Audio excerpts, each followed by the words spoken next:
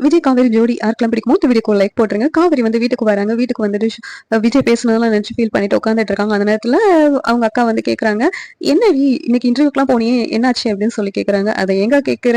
அப்படிங்கிறாங்க. "அப்படி என்னடி ஆச்சு?" அப்படின்னு சொல்லி கேட்கவுடனே அவங்க, "ஆமாக்கா இன்னைக்கு நான் இன்டர்வியூ போனேன்ல, அது வந்து விஜயோட ஃப்ரெண்ட் ஆஃபீஸ்க்கா.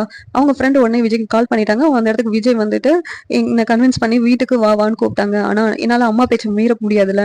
நான் வந்து எங்க அம்மா வருத்தப்படுற மாரி எதுவும் பண்ண மாட்டேன் அப்படின்னு சொல்லிட்டு அந்த இடத்த விட்டு வந்துட்டேன். ஆனாலும் வந்து அவங்க வேலைக்கு வந்து இன்டர்வியூக்கு நீங்க செலக்ட் ஆயிட்டீங்க. உங்களுக்கு வந்து நான் சேலரி வந்து ரூ. 70,000 தர்றேன் 1 மந்த்துக்கு அப்படின்னு சொல்லி சொன்னாங்க.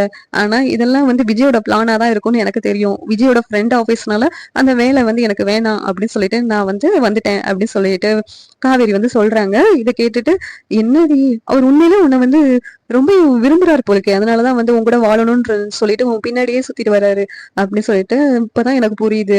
அப்படின்னு கங்கா சொல்லிக்கிட்டு இருக்காங்க. இந்த நேரத்துல காவேரி என்ன ஒரு மாதிரி எனக்கு இருக்கு தலை சுத்துற மாதிரி இருக்கு அப்படின்னு சொல்லிட்டு வாமிட் பண்ணிடுறாங்க. வாமிட் பண்ண உடனே, "என்னடி என்னாச்சு?" அப்படின்னு சொல்லி கேட்குறாங்க. "என்ன தெரியலக்கா.